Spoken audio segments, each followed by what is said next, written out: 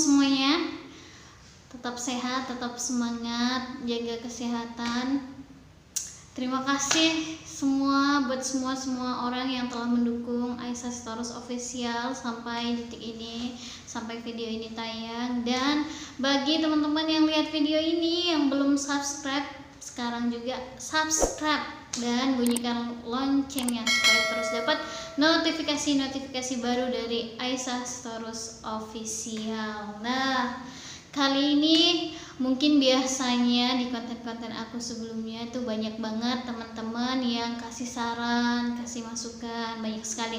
Dan itu semua aku terima gitu ya. Jadi kayak banyak yang bilang begini, begitu, itu aku terima. Terima kasih banget yang udah saran ini, saran itu, saran ini, saran itu. Dan semuanya itu demi kalian subscriber aku, soyong aku semuanya. Pelan-pelan kita akan ubah, pelan-pelan kita akan penuhi requestannya, tapi yang nggak bisa sekaligus. Nah, kali ini di segmen kali ini aku mau sedikit bercerita nih sama teman-teman semuanya yang ada di rumah dimanapun berada, yang lagi ada di perjalanan. Jadi aku mau cerita tentang, kali ini kita serius sedikit ya. Kamu aja yang nggak seriusin aku. Bukan. Oke, kali ini kita kayak penyerah diri gitu kan. Oke, kali ini kita bukan ya. Jadi hari ini aku mau bahas tentang the power of positive attitude. Nah, memang kalau dengar kata attitude, semua kita, apalagi kalau di dunia pendidikan, itu semua dimanapun juga sih sebenarnya ya, dimanapun kita itu attitude itu penting kayak gitu. Kita harus punya attitude yang baik dimanapun kita berada. Jadi ini ada contoh guys, sebuah cerita, ada perlombaan lari 400 meter nih. Jadi yang ikut perlombaannya itu memang udah orang-orang terkenal dan memang mereka adalah jagonya, juaranya di perlombaan lari 400 meter. Nah, jadi ada 3 nih pesertanya. Ketika perlombaan dimulai, semua penonton bersorak-sorak. Mereka sangat menanti-nanti. Jagoan aku nih yang menang, jagoan aku nih yang menang. Jadi mereka udah punya jagoan-jagoannya semua. Akhirnya apa? Saat nih pertandingan lari tadi ini berjalan. Nah, pelari pertama sama pelari kedua. Nah, jadi mereka kayak keserempet gitu loh. Apa bahasa kalian gue? Kalau di Medan tuh keserempet, kayak bersinggungan kayak gitu. Itu bahasa buku kali ya, Bun ya, bersinggungan. Nah, jadi keserempet. Akhirnya kan kayak dia marah dong kayak gitu kan. Ada satu pelari kedua nih. Dia marah dong kayak gitu. Apa sih? Curang kali kau kayak gitu. Nah, jadi kamu tuh curang kayak gitu. Akhirnya dia marah-marah di saat pertandingan itu masih berlangsung. Dia marah-marah. Dia teriak-teriak, ini curang, ini nggak adil, ini pertandingannya harus diulang. Dia marah-marah. Akhirnya yang pelari yang pertama tadi itu dia nggak open, dia terus aja lari aja kayak gitu kan, dia lari aja. Dan pelari yang ketiga, karena tadi heboh ya di belakang lagi berantem dan si pelari kedua tadi teriak-teriak, dia menoleh ke belakang, dia kepo, dia penasaran, dia lihat-lihat, kenapa? Akhirnya dia pun terlomba sama si pelari pertama tadi, padahal dia ya tadi yang tabrakan juga gitu. Dia terlomba. Nah, karena dia sadar dia terlomba, dia pun giat untuk mengejar lagi ketinggalannya. Akhirnya sampai di akhir ada 2 orang yang hampir bersamaan melintasi garis finish. Siapa pemenangnya? Pemenangnya udah nggak kita pikirin lagi guys. Yang pasti di dalam cerita ini adalah yang kalah siapa? Yang tadi marah-marah nggak jelas. Nah, seperti itu guys, dalam kehidupan kita juga seringkali terjadi ketika kita merasa keputusan Tuhan itu tidak adil dan kita berkata God is not fair, Tuhan itu nggak adil. Padahal kalau kita berandai-andai nih kayak gitu, keputusan Tuhan itu nggak bisa dibandingkan dengan standar keadilan manusia.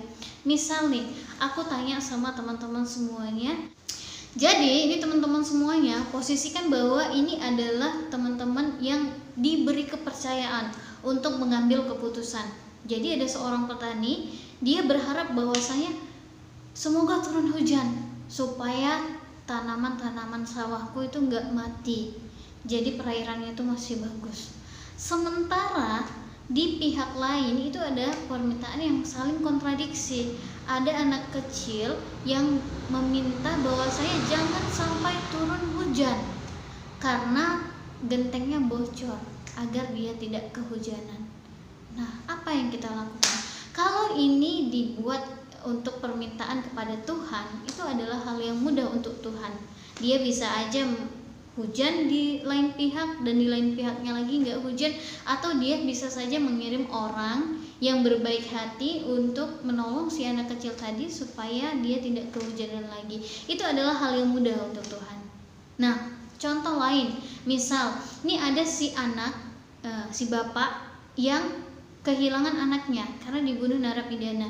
Dia berdoa bahwasanya, ya Allah, semoga pelaku narapidana itu dihukum mati kayak gitu. Tapi sementara di lain pihak keluarga si narapidana berdoa bahwasanya, ya Allah, tolong anakku, selamatkan dia, walaupun dia harus menjalani hukuman, jangan sampai dihukum mati. Nah, ini hanya beberapa contoh kecil saja. Kita tahu pasti banyak banget doa-doa kompleks yang dipanjatkan kepada Tuhan yang itu saling bertentangan. Dan pada kesempatan di mana Tuhan tidak berpihak kepada keinginan kita, kita kesal, kemudian kita bergumam, God is not fair, Tuhan tidak adil. Dari cerita 3 atlet tadi guys, kita ditunjukkan bahwa terkadang kita merasa bahwa hidup ini tidak adil. Dan kabar buruknya, hidup ini memang tidak adil guys. Karena hidup ini berjalan tidak sesuai dengan keinginan kita, tapi berjalan sesuai dengan kehidupan itu sendiri. Namun, berita gembira dan yang terpenting adalah bagaimana cara kita merespon terhadap kenyataan. Itulah arti kehidupan sesungguhnya. Dunia ini memang begitu kejam dan tidak berpihak kepada keinginan kita. Dunia ini seperti perlombaan yang ingin segera menentukan siapa menang, siapa kalah. Jika kita memiliki attitude yang tidak siap bersaing, sulit untuk bangkit dari kegagalan, maka hasil akhir yang kita dapatkan adalah kekalahan. Tapi ketika kita punya attitude yang siap untuk bersaing, kemudian selalu bangkit dari kegagalan, berusaha, pantang putus asa, maka kita akan keluar sebagai pemenang. Setidaknya guys, kita itu menang dari sifat negatif dari diri sendiri, karena kita sudah bentuk attitude yang baik. Persaingan dalam hidup itu biasa guys, karena justru ada persaingan itulah memicu untuk semangat kita terus berusaha, dan melakukan hal yang terbaik. Nah, mungkin ketika kita nanti udah berusaha nih, tiba-tiba kita mendengar nih lingkungan sekitar kita yang mencoba untuk menggagalkan atau hal-hal negatif yang diberikan agar kita terhambat kegiatan kita, usaha yang kita inginkan, atau dan lain sebagainya. Nah, inilah kuncinya kita punya attitude. Jangan pernah menyalahkan orang lain terhadap apapun yang kita lakukan, karena semua orang juga pasti mengalami itu guys. Orang-orang sukses sekalipun di luar sana, apakah mereka nggak punya masalah? Apakah mereka nggak pernah disinggung orang lain? Mereka juga punya, tapi mereka fokus kepada solusi, mencari solusi, bukan fokus kepada masalah dan terus berlarut-larut dalam kesedihan. Dan apakah orang sukses berkata God is not fair? No, mereka tidak akan pernah berkata God is not fair. Dan jangan pernah sekalipun katakan God is not fair. Mungkin kita sendiri yang gak fair terhadap diri kita sendiri, karena kenyataannya God is always fair. Tuhan selalu adil dengan kehendaknya. Nah, ini adalah kunci utama dan paling utama dalam attitude. Jangan pernah menyalahkan orang lain, apalagi sampai berkata God is not fair.